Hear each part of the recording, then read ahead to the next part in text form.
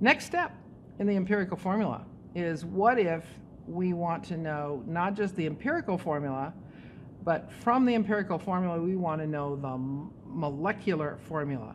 In other words, this is great as a ratio of what number of atoms there are compared to each other, but what is really in the molecule? Is it really just 2 carbons? Or is it 4 to 12 to 2? Or is it 6 to 18 to 3? Or what multiple of this is actually in the molecule? So what we need then is, we need not just this original piece of data that we came up with, that we had to start with, but we need another piece of information. And I just happen to know, for this particular problem, that we have another piece of information that is the molar mass.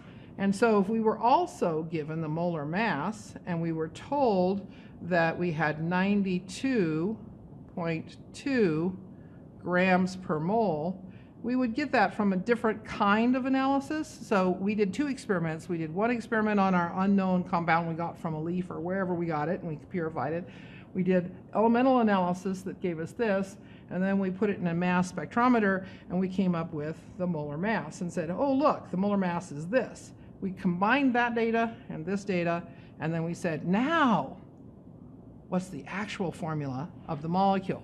So what we need to know is, if this were the molecule, what would its molar mass be? So what is the molar mass of this? Well, let's see. Let's see if we can figure that out. We know that carbon is about 12, right? So 12 times 2 would be 24. And hydrogen is about 1, so that would be 6, because 6 times 1 is 6.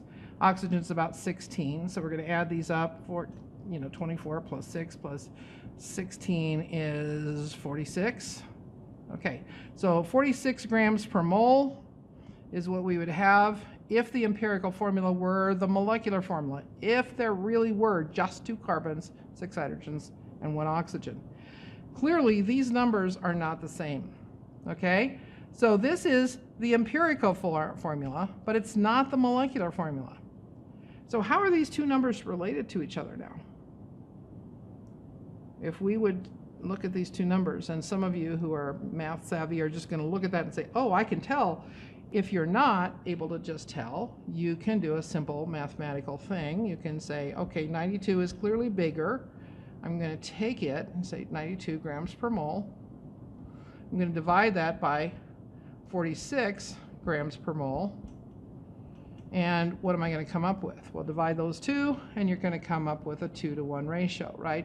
So we're saying that the molecule is actually twice as big as the empirical formula, right? So if it's twice as heavy as the empirical formula, there must be twice as many atoms in it. So there must be twice as many carbons, twice as many hydrogens, twice as many oxygens.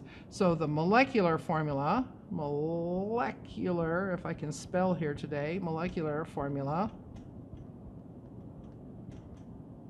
is going to be C4H12O2. How did I get that? 2. I'm going to just multiply everybody by 2 because the formula was twice as heavy as that of the empirical formula.